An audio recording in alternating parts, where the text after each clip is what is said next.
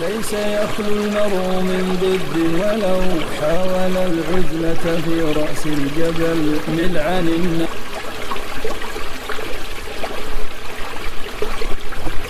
Bismillahirrahmanirrahim. Alhamdulillah wassalatu wassalamu ala Rasulillah wa ala alihi wa sahbihi wa man walah. Asyhadu an la ilaha illallah wahdahu la syarikalah wa asyhadu anna Muhammadan abduhu wa rasuluhu, amma ba'd. Teman-teman rahimani wa rahimakumullah. Alhamdulillah, pada video sebelumnya kita telah menyelesaikan pembahasan isi ma'rifat yang pertama, yaitu tentang pembahasan dhamir. Alhamdulillah kita telah mempelajari berbagai jenis dhamir dan berbagai pembahasan yang berkaitan dengannya. Maka pada video kali ini insyaallah kita akan melanjutkan pelajaran isim ma'rifat yang kedua, yaitu isim alam. Mu'alif hafizahullahu ta'ala mengatakan thaniyan al-alam. Yang kedua dari isim ma'rifat adalah isim alam.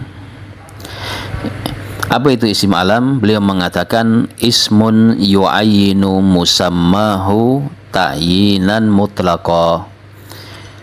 Yang disebut dengan isim alam itu adalah isim yang menentukan sesuatu yang dinamakan dengan penentuan secara mutlak, yaitu isim yang menentukan sesuatu yang dinamai secara mutlak. Apa itu secara mutlak? Maksudnya ketika kita menyebutkan sesuatu, orang yang mendengar itu langsung memahami tanpa perlu bantuan kata-kata atau isyarat-isyarat yang lainnya. Ini nanti akan membedakan dengan isim ma'rifat yang lainnya. Isim ma'rifat yang lainnya, karena kita membicarakan isim ma'rifat, isim yang dikenali. Nah, isim yang dikenali yang pertama itu adalah dhamir, tingkatan yang pertama. Kemudian yang kedua adalah isim alam, isim yang ketika kita menyebutnya maka orang yang mendengar itu langsung mengenali secara pasti sesuatu yang disebutkan itu. Contohnya kita mengatakan Jakarta, itu termasuk isim alam, karena ketika disebutkan Jakarta, orang-orang langsung mengetahui apa yang dimaksud dengan Jakarta tersebut tanpa membutuhkan bantuan. Berbeda dengan isim-isim lain yang kita sebut dengan isim nakirah, seperti rajulun, masjidun. Untuk mengetahui masjid tertentu, untuk mengetahui orang tertentu, itu kita membutuhkan bantuan yang lainnya. Contohnya kita harus memberikan isyarat, atau kita tambahkan tambahan alif lam. Kita tambahkan tambahan alif lam, baru orang memahami. Ini tidak disebut isim alam. Sebuah masjid, masjidun, sebuah masjid. Kalau kita ingin menentukan masjid itu, kita tambahin alif lam, al masjidu, atau kita tambahkan isim isyarah, dzalika masjidun, itu adalah masjid. Nah, itu membutuhkan sesuatu yang lain, maka tidak disebut dengan alam. Alam adalah ismun yu'ayyinu, ismun yang mentakyin, yang menentukan musamma. Musamma itu sesuatu yang dinamai secara mutlak tanpa perlu bantuan yang lain. Nah, nahu Muhammadun, Fatimatu, Makkatu, Abu Bakrin, Al-Faruku. Muhammad, ketika kita menyebutkan nama Muhammad, maka kita mengetahui bahwa Muhammad itu adalah sesuatu tertentu untuk yang dinamai. Tidak membutuhkan hal yang lain. Tidak membutuhkan hal yang lain. Fatimah juga seperti itu. Makkah juga seperti itu. Tentunya ini tidak semua orang ya. Memang orang-orang yang memahamilah terkait dengan apa yang disebutkan tadi. Nah, Makkah, ketika ada yang menyebutkan tentang Makkah, maka tidak perlu lagi kita menambahkan hal lain. Orang langsung mengarah kepada Makkah yang ada di Arab Saudi sana. Demikian pula Abu Bakar. Nah, kita punya teman namanya Abu Bakar, ada teman namanya Umar, ada teman namanya Muhammad. Ketika kita menyebutkan Abu Bakrin, maka langsung tertuju kepada orang yang bernama Abu Bakar, tidak lagi kepada yang lainnya. Al-Faruq, nah, Al-Faruq itu gelar bagi Umar bin Khattab. Kalau kita sudah mengenali gelar-gelar itu tadi, ketika disebutkan Al-Faruq, maka langsung akan tertuju, oh yang dimaksud adalah Umar bin Khattab, bukan Abu Bakar.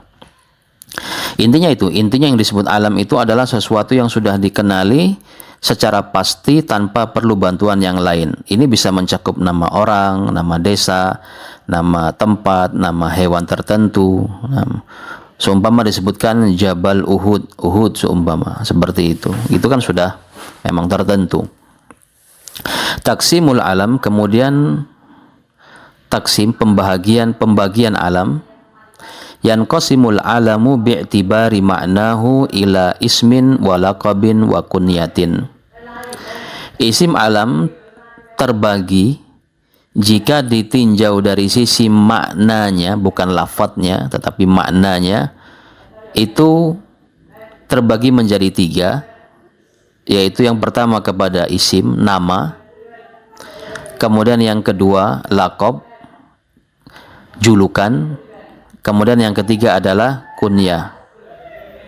Sehingga isim alam itu kalau ditinjau dari sisi maknanya, ya ada 3 isim alam. Yang pertama adalah nama sesuatu itu. Yang kemudian yang kedua adalah julukan. Nah, julukan berbeda dengan nama ya. Kemudian yang ketiga adalah kunyah. Jadi ada alam nama, ada alam laqab, ada alam kunyah. Ini kalau dilihat dari sisi maknanya, Apa itu alam isim, alam laqab, dan alam kunyah? Beliau mengatakan yang pertama, al-ism. Yang dimaksud dengan alam isim adalah alamun yusamma bihi syakhsu inda wiladatihi. Adalah alam yang dinamakan dengan sesuatu itu seseorang ketika dia lahir. Ketika dia lahir ada, ketika dia dibuat atau dia lahir, kemudian dia dinamakan dengannya, itulah yang dinamakan dengan al-ismu. Contohnya Muhammadun, Aliyun, Fatimatu, Zainabu. Nah ini semuanya nama alam. Alam apa? Alam isim. Zainab, ya memang tertentu dia. Sudah tertentu untuk orang yang bernama Zainab, tidak untuk yang lainnya. Berbeda kalau kita mengatakan sebuah pena. Nah, sebuah pena itu bisa berlaku untuk pena yang besar, untuk pena yang kecil, untuk pena yang pendek, untuk pena yang panjang, untuk pena yang murah dan yang mahal. Itu kalau kita sebutkan sebuah pena. Sedangkan Fatimah ya tertentu untuk orang yang bernama Fatimah, tidak bisa berlaku bagi semua orang. Tidak berlaku bagi semua orang karena setiap orang sudah punya namanya masing-masing. Ini namanya alam. Kemudian yang kedua alam laqab. Apa itu alam laqab? Alamun yush'iru bimadhil musamma aw dhammihi. Adalah alam yang yush'ir, menggambarkan, bimadhi, pujian. Madah itu pujian, al musamma sesuatu yang dinamai, atau dham itu celaan. Pujian atau celaan sesuatu yang dinamai, itu laqab. Jadi laqab itu adalah istilah yang menggambarkan pujian sesuatu yang dinamai, sesuatu yang diberikan laqab itu, atau celaan bagi sesuatu yang diberikan laqab itu. Itu julukan. Berarti nanti dia lebih dominan, lebih dikenal dengan apa? Biasanya diberi julukan dengan itu. Baik sesuatu itu bagus atau sesuatu itu adalah celaan. Nah, terkadang ada yang memang bagus, terkadang ada yang celaan. Dalam keseharian kita seperti itu. Kita lihat orang-orang umum, masyarakat umum biasanya ketika memanggil temannya, terkadang memanggil dengan laqab. Laqab julukan dia. Nah, pernah dia melakukan sesuatu apa? Sesuatu yang baik, sesuatu yang buruk, atau kembali kepada sifatnya, itu namanya semuanya adalah laqab. Kalau yang pujian, al-madah, nahu, contohnya kalau yang laqab pujian, contohnya as-siddiq, Abu Bakar as-siddiq. Nah, karena sifat pembenarannya kepada Nabi. ini pujian. Al-Faruq, Umar Al-Faruq. Umar Al-Faruq yang bisa membedakan. Ar-Rasyid juga seperti itu, Harun Ar-Rasyid. Saifullah, pedang Allah, Asadullah, singa Allah.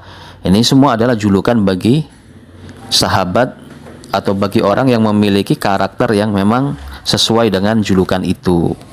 Dan ini pujian.